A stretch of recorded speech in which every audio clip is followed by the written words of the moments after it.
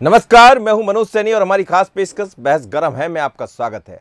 आज जिस मुद्दे पर बहस गरम हो रही है वो है कांग्रेस का मिशन बुंदेलखंड। लंबे समय से बुंदेलखंड बीजेपी का अभेद खिला रहा है, जिसमें सेंध लगाने के लिए कांग्रेस ने अपने सबसे मजबूत सेनापति को मैदान में उतारा है।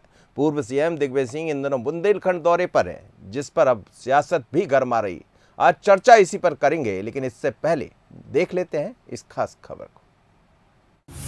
कांग्रेस का मिशन बुंदेलखंड, सियासी जमावट में जुटे दिग्गी। 2023 की लड़ाई में कोई कोर कसर न रह जाए, इसलिए कांग्रेस 2018 से सबक लेकर सियासी जमावट में जुट गई है और कांग्रेस का फोकस उन सीटों पर है जिन पर उसकी पकड़ कमजोर है। और इस काम में कोई और नहीं बल्कि पूर्व सीएम दिग्विजय सिंह जुटे हैं। इन दिनों दिग्विजय सिंह 5 दिनों के बुंदेलखंड दौरे पर हैं। एक तरफ तो रूठे कार्यकर्ताओं को मना रहे हैं, लेकिन कोई पार्टी को चुनाव का उम्मीदवार हो, आप लोग हमारी कांग्रेस के नींव के पत्थर हो और नींव का पत्थर जो होता है वो कांग्रेस के प्रति समर्पित होता है, उम्मीदवार के प्रति समर्पित नहीं होता है। उम्मीदवार कोई भी है, लेकिन आप लोग डटकर मुकाबला करोगे और हम लोग जीत कर आएंगे। दिग्विजय सिंह के गेंद फेंकने की देर थी और बीजेपी ने तुरंत बल्ला घुमा दिया, तो कैलाश विजयवर्गीय ने दिग्गी के दौरे को बीजेपी के लिए फायदेमंद बता दिया। दिग्विजय सिंह जी उत्साही है, इस उम्र में भी इतना उत्साह है, उसकी मैं प्रशंसा करता हूँ।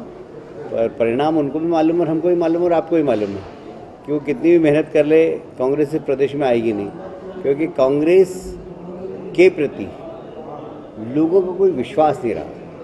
और ये हमारे लिए और शुभ हुआ कि 2018 में 15 महीने के लिए कांग्रेस आ गई, तो कांग्रेस को देख लिया, परख लिया, सिलेक्ट किया और रिजेक्ट कर दिया। दिग्विजय सिंह जी की जो अचानक सक्रियता शुरू हुई है, उसके लिए मैं कमलनाथ जी को बधाई देना चाहता हूँ।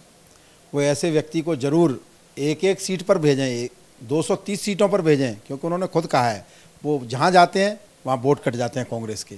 तो 230 सीटों पर ही पूरे के पूरे वोट कट जाएं और कांग्रेस के वो काले दिन मध्य प्रदेश को कभी नहीं देखना पड़े।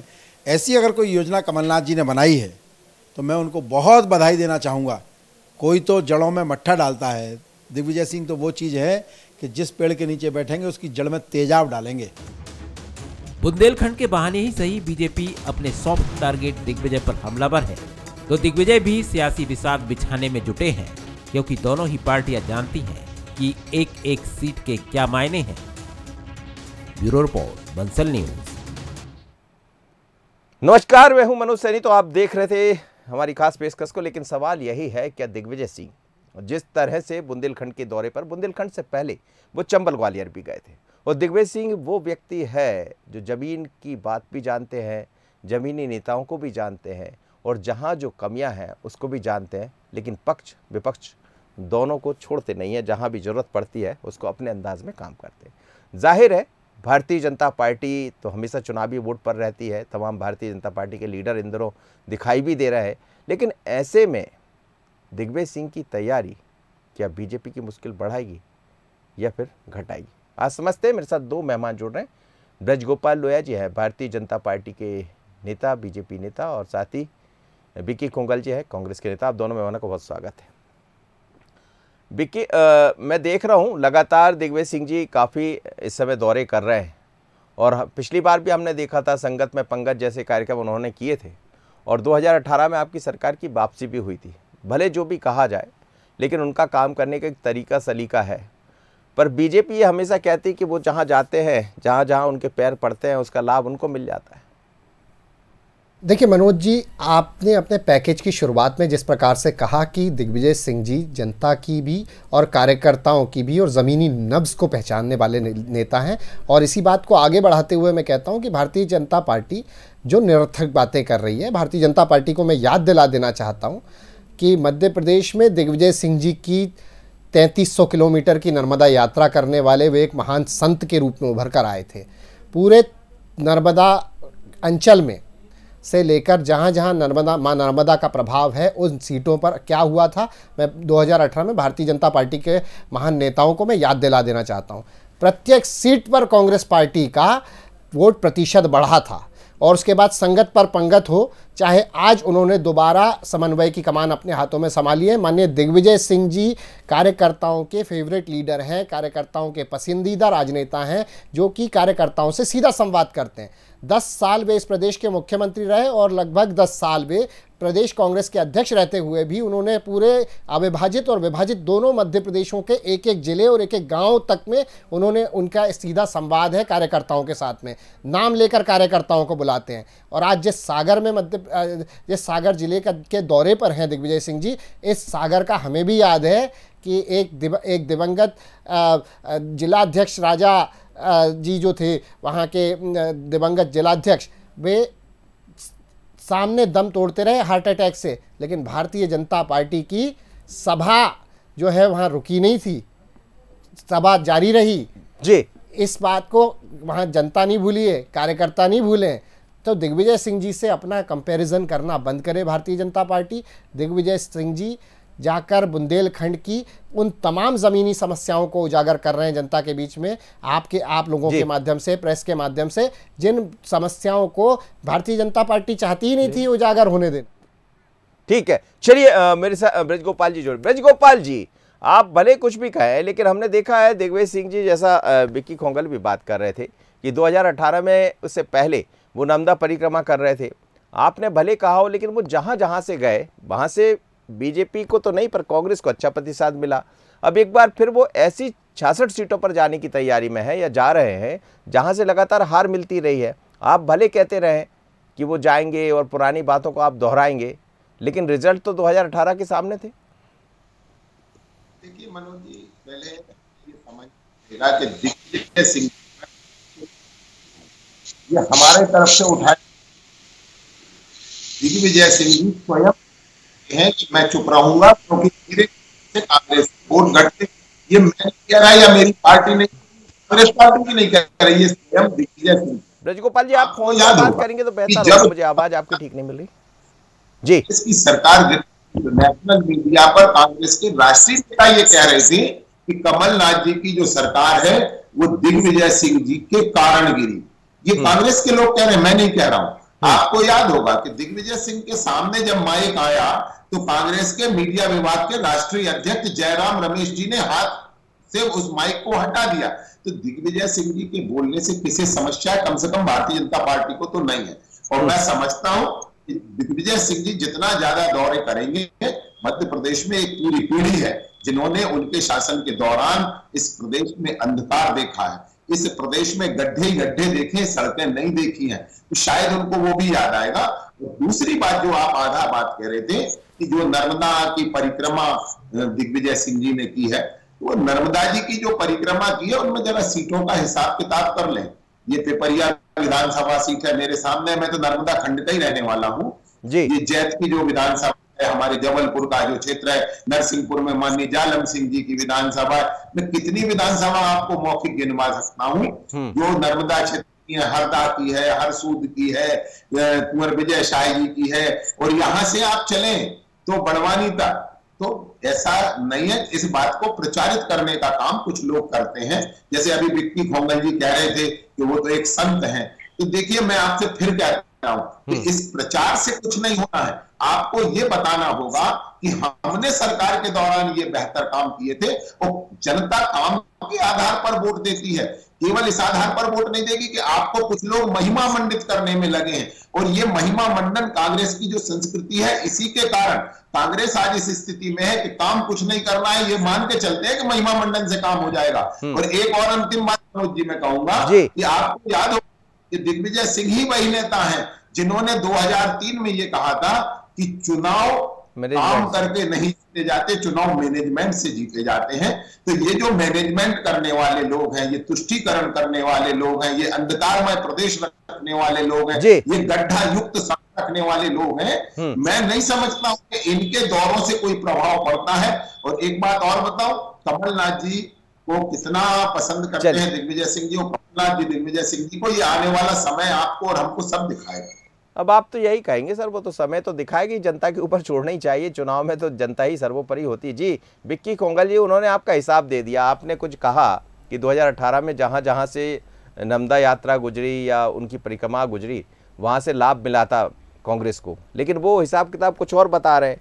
अब यही बात वो फिर कह रहे हैं, वही बात दोहरा रहे हैं कि जहाँ जहाँ वो जाते हैं, कई बार जयराम उनका माइक हटवा देते हैं, कहते कि नहीं आप मत बोलिए। दूसरी तरफ अब तो वो खुलकर बोल रहे हैं और जमकर बोल रहे हैं। देखिए, जो लोग नागपुर की चरण वंदना करते हों और एक आजकल तो अडानी और अंबानी की महिमा मंडन के अंदर लग गए हों, उन लोगों को असली और ज़मीनी राजनेताओं की तारीफ या महिमा मंडन कभी पसंद नहीं आएगा। इस बात को मैं भली भांति समझ सकता हूं। और ऐसे राजनेता तो मनोज जी बिल्कुल पसंद नहीं आएंगे जो जनता की बात कर रहे हैं। आज जिस प्रकार से मध्य प्रदेश में जनता त्रस्त है, समाज का हर वर्ग जिस प्रकार से परेशान है, अगर कोई नीचे के आदमी को हाथ पकड़कर ऊपर लाने का प्रयास करेगा, उसको बर्दाश्त नहीं किया जाएगा भाजपा द्वारा, RSS द्वारा। ये इस बात को हम भली भांति समझ सकते हैं। दिग्विजय सिंह जी किसकी बात कर रहे हैं अपने दौरों पर? वो किसानों की बात कर रहे हैं। वो इस बात की ओर इंगित कर रहे हैं कि किस प्रकार से किसानों की 15 रुपए प्रति बोरी उनसे कमीशन मांगा जा रहा है अधिकारी कर्मचारियों द्वारा, और वो कमीशन जो है वो विधायकों तक पहुंच रहा है। किस प्रकार से भ्रष्टाचार किया जा रहा है, किस प्रकार से कांग्रेस कार्यकर्ता के साथ बर्ताव किया जा रहा है ग्रामीण क्षेत्रों के अंदर। अभी तो ग्राम पंचायत के चुनावों में और नगरीय निकाय चुनाव में भारतीय जनता पार्टी की सारी पोल पट्टी खुली।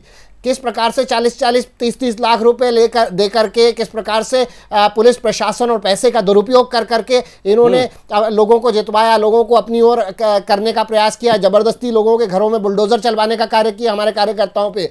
तो ये सारी बातें भारतीय जनता पार्टी को नहीं हजम होगी। जो दिग्विजय सिंह जी मुद्दे उठा रहे हैं, वो युवाओं की रोजगार का मुद्दा उठा रहे हैं। आज अगर वो बुंदेलखंड में जाके ये कहते हैं कि पेयजल की समस्या बुंदेलखंड में विगत 18 वर्षों में जस की तस बनी हुई है, अगर वो कहते हैं कि प्रति व्यक्ति आय बुंदेलखंड की जो है वो इंप्रूव नहीं हुई है, अगर वो कह रहे हैं कि किसानों को सबसे कम MSP और किसानों की सबसे खरीदी का लागत मूल्य और किसानों की आमदनी दुगनी नहीं हुई, बुंदेलखंड प्यासा है, बुंदेलखंड प्यासा है, आज से नहीं है सर। ये तो आप देखिए कई बार आप सर तो 18 वर्षों में फिर भाजपा ने किया क्या है? 18.5 वर्षों में भाजपा ने राज्य में और 9 वर्षों से केंद्र में है, ये क्यों बुंदेलखंड को इग्नोर किया गया आज तक के? इस बात का जवाब मांगिए। अभी तो वो कौन सा लिंक एक नई लेकर आ रहे हैं, कैन बेतवा लिंक। सर तो आज 9 साल बाद नींद खुली, प्रदेश में 18 साल बाद नींद खुली।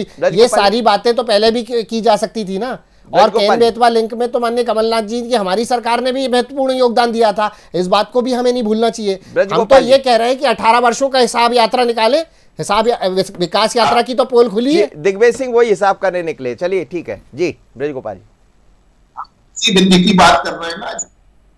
18 वर्षों में केवल भारत में नहीं, एशिया सबसे बड़ा प्रोड्यूसर कर रहे हैं ना। ये हमारा काम जमीन पर होता है। क्या सर आपका स्पीकर ठीक करिए, सर आपका स्पीकर ठीक करिए, मुझे आवाज जी बोलिए। जी मनोज जी देखिए, कम से कम झूठ ना परोसे। इसी बिंदु से कांग्रेस पार्टी के एक माननीय मुख्यमंत्री जी आए, माननीय अर्जुन सिंह जी, इसके बाद भी बिंदु पिछड़ा रहा। माननीय दिग्विजय सिंह बुंदेलखंड की बात कर रहा हूँ सर, बुंदेलखंड नहीं, बिंदु पिछड़ा रहा। तो दिग्विजय सिंह जी वहां आरोप लगाने किस पर जा रहे हैं, मैं समझ नहीं पा रहा हूं। विक्की खोंगल सर बुंदेलखंड की बात कर रहा हूं इस समय। दिग्विजय सिंह बुंदेलखंड में अभी कर लेते हैं, बुंदेलखंड की भी मैं बात करता हूं। आपको एक एक क्षेत्र में अपन बात करते हैं। आज जहां सागर की आप बात कर रहे हैं, इस सागर को किस तरह से इग्नोर किया गया है मनोज जी, आपको मालूम होगा कि ये वही सागर है जिसने माननीय दिग्विजय सिंह पर और इनकी सरकार पर नाराजगी के कारण एक बार वहां को किन्नर को भी चुनकर भेज दिया था।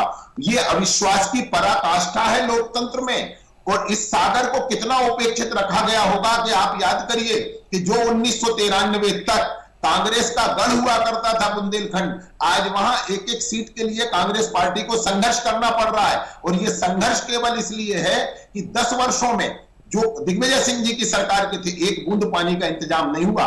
यूपीए की सरकार के दौरान आपने एक 10,000 करोड़ का पैकेज देने का नाटक किया वहां, मगर उससे बुंदेलखंड को लाभ क्या मिला?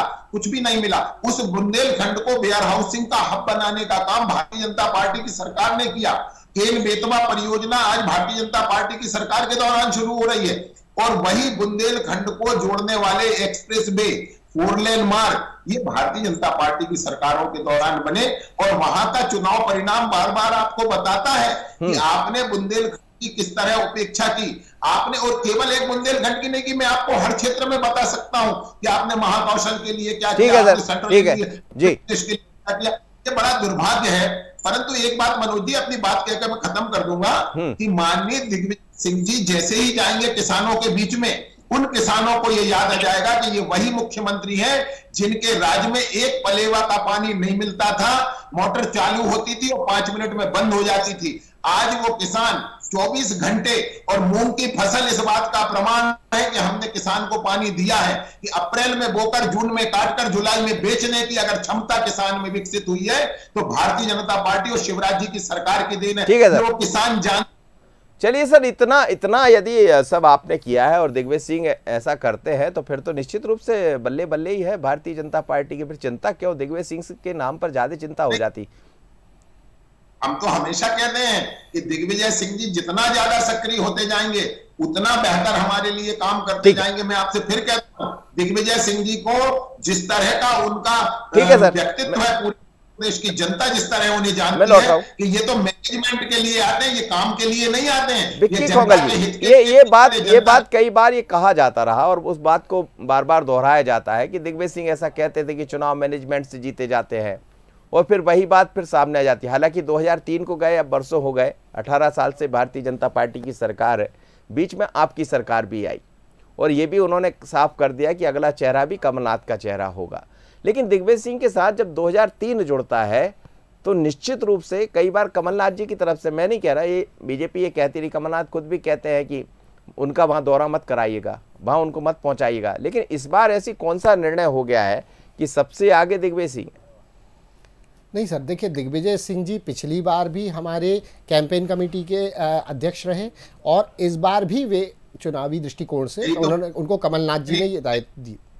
जी थोड़ा विक्की जी इसकी बात तो सही करिए, कैंपेन कमेटी के अध्यक्ष तो आपके ज्योतिरादित्य सिंधिया जो आप ले गए जी, समन्वय समिति के अध्यक्ष रहे और समन्वय समिति के समन्वय की जवाबदारी आज भी दिग्विजय सिंह जी को आज पुनः उनको दी गई।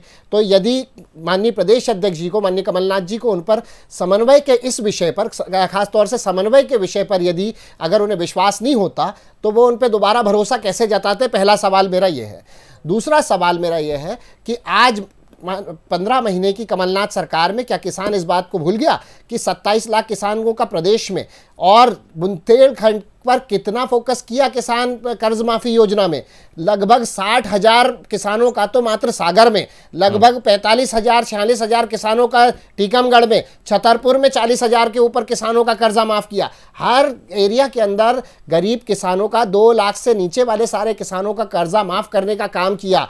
क्या भूल गए कमलनाथ सरकार के अंदर किसानों को 100 रुपए में 100 यूनिट बिजली, सबसे ज्यादा किसान भाइयों को फायदा हुआ। उसके बाद जो किसानों को जो बिजली दी जाती थी एक मोटर के लिए, उसमें भी 50% की कटौती करके किसानों को जो है सहूलियत देने का काम कमलनाथ सरकार के अंदर, कमलनाथ सरकार में किया गया। तो ये सारी बातें भी कमलनाथ सरकार द्वारा किए गए जनहितैषी कार्यों को भी अभी जनता भूली नहीं है और जनता को आज भी याद है। अब जनता को कमलनाथ ये बार-बार जो ये आज क्या हो रहा है देखिए आप, किसानों की मोटरसाइकिलें उठा ली जा रही हैं, किसानों के घर में कुर्की की जा रही है, किसानों की मोटरें उठा ली जा रही हैं। ये बिजली विभाग आज भारतीय जनता पार्टी के शासनकाल में सबसे ज्यादा बुंदेलखंड में किसान परेशान है इस चीज से, वसूली से। नहीं, लेकिन ये जो बार-बार 2003 याद दिलाते हैं, शिवराज जी की बात याद दिला दूं, माननीय मुख्यमंत्री जी ने सरेआम इस बात को कहा था कि कोई भी बिल आए, बड़े से बड़ा बिल आ जाए, भरना मत, खुद शिवराज सिंह चौहान आके जोड़ेगा तुम्हारे बिल को। क्या हुआ आज उन बातों का? आज क्यों फिर कुर्की की जा रही है किसानों की संपत्ति की? और एमएसपी की यदि मैं बात करूं, बुंदेलखंड का एक जिला बता दीजिए जिसमें एमएसपी आज के समय में जो है उचित मूल्य मिल रहा हो, एमएसपी जहां पर मिल रही हो किसान को। कहीं किसी जिले के अंदर एमएसपी नहीं मिल रही है और किसान होने पौने दाम पर अपने सब्जियां, अपनी फसल बेचने के लिए। विक्की कोंगल जी, एक सवाल है कि कह वो रहे हैं जिसको लेकर लगातार बीजेपी 2003 की जब बात आती है तो बीजेपी एकदम हावी हो जाती है उनका नाम लेकर, फिर बंटाधार और तमाम तरह की बातें कहने लगते हैं। इसका सामना बाकी जगह कांग्रेस कैसी करेगी? क्योंकि होगी तो चर्चा तो होगी दिग्विजय सिंह। आज जनता वर्तमान की नीतियों से, वर्तमान भारतीय जनता पार्टी की नीतियों और उनके उसके कुशासन से परेशान है। वो 2003 की बात जनता सुनना नहीं चाह रही। ये हमने भी कई जगह आजमाया इस चीज को। 2003 चला गया पीछे, और उसका लाभ कब तक लेंगे मुझे ये बात समझ नहीं आ रही। आज ब्रजगोपाल जी बता दीजिए, आज मध्य प्रदेश चौथे नंबर का सबसे पिछड़ा हुआ राज्य नहीं है देश का? क्या आज पलायन की समस्या समाप्त हो गई है? क्या बेरोजगारी और महंगाई के ऊपर बात नहीं होनी चाहिए? ये सारे प्रयक्षीय प्रश्न है सर आज के। बोलिए सर। सुन ले, जरा सी बातें हैं, आप सुन लें। मैं आपसे वही आग्रह कर रहा हूं कि आप अपनी उपलब्धियां बताएं कि हमने 10 दिन में कर्ज माफ करने की बात कही थी और लाल नीला हरा पीला रंगीन कागज किसानों को पकड़ा दिया था। ऐसे तो लाडली बहनों से भी साइन करा रहे हो आप, हरा फॉर्म्स नहीं करा रहे क्या? सुन तो ले, बोलिए आपका नंबर है, बोलिए। बहुत संकट है कहां? बुंदेलखंड में। विक्की भाई थोड़ा अध्ययन करें और बिल्कुल स्पष्ट करें कि किस गांव में समर्थन मूल्य की समस्या है। एक भी जगह अगर होगी तो मैं सरकार की पार्टी की ओर से कह रहा हूं, मैं अपनी ओर से नहीं कह रहा हूं कि वहां किसी भी किसान को असुविधा ना हो। ये मध्य प्रदेश की भारतीय जनता पार्टी की सरकार की जिम्मेदारी है, वो हम करेंगे। परंतु अनर्गल आरोप आप न लगाएं। एक भी सोसाइटी ऐसी नहीं है जो खरीदी नहीं कर रही है। एक बात। दूसरी बात मैं आपको बताऊं कि आपने केवल 2 जिन्सों का उपार्जन किया है, हम आज 23 जिन्सों का उपार्जन कर रहे हैं। आप कल्पना नहीं करेंगे। कभी आपके राज्य में सरसों नहीं खरीदी गई, कभी आपके राज्य में मसूर नहीं खरीदी गई, कभी आपके राज्य में चना नहीं खरीदा गया। मगर आज भारतीय जनता पार्टी की सरकार रागी, जौ, मक्का, आप फसल तो बताइए जिसको हम एमएसपी पे नहीं ले रहे हैं। और एमएसपी पे लेने का फिगर भी मैं बता दूं, देशव्यापी 7 गुना बढ़ा है 2014 से 2022 तक, 7 गुना। ये छोटी सी बातें नहीं है। परंतु और अभी आपने एक बात और कही कि हमने इसकी कटौती करके बिजली वहां दी। ये कटौती आपको क्यों करना पड़ती है? हम तो आज भी गर्व के साथ कहते हैं कि ना हमने मध्य प्रदेश में व्यापारियों की लाइट काटी, ना हमने उद्योगपतियों की काटी, और इसके बाद 365 दिन 24 घंटे किसान को लाइट देने का काम कर रहे हैं, बिजली देने का काम कर रहे हैं। आपको क्यों काटना पड़ती है? आप याद करिए दिग्विजय सिंह का कालखंड, तो उस कालखंड में 7 बजे भोपाल में सायरन बजता था और दुकानों को बंद करना पड़ता था। इसके बाद 9 बजे फुल सायरन होता था, उसके बाद कोई दुकान नहीं खुली रह सकती। ये मध्य प्रदेश की जनता बेहतर जानती है बातें करने वाले कौन है और काम करने वाले कौन है। चलिए सर, मुझे लग रहा दिग्विजय सिंह पर ये बातें होती रहेंगी। विक्की खोंगल अपनी बात कहेंगे, आप अपनी बात कहेंगे, लेकिन ये सच है कि दिग्विजय सिंह सक्रिय है। दूसरी तरफ भारतीय जनता पार्टी तो हमेशा सक्रियता दिखाती ही रहती है, लेकिन दिग्विजय सिंह इस बात को भी समझते हैं कि बीजेपी हमेशा सक्रिय रहती है। और कमलनाथ भी कहते हैं कि संगठन की लड़ाई संगठन से, इसलिए संगठन को मजबूत करना। इसलिए मंडलम में भी बात हो रही है इस समय और सेक्टर में भी बात हो रही है, और बीजेपी के तो अपने मंडल सेक्टर चल ही रहे। आप दोनों मेहमानों को बहुत धन्यवाद। ब्रजगोपाल जी और विक्की खोंगल जी, मेरे साथ आप जुड़े। लेकिन मध्य प्रदेश में 2023 का चुनाव बहुत अलग होगा, क्योंकि दोनों दल जमीन पर दिखाई दे रहे हैं, पर दिग्विजय सिंह कुछ ज़्यादा, क्योंकि वो समझ रहे हैं कि ये वही वक्त है जब बेहतर करना पड़ेगा। नहीं किया तो फिर क्या होगा। 18 को उन्होंने समझा था, अब 23 की बारी है, लेकिन तैयारी दोनों तरफ से है। मुझे दीजिए इजाज़त, बने रहिए पंचलीन पर। नमस्कार।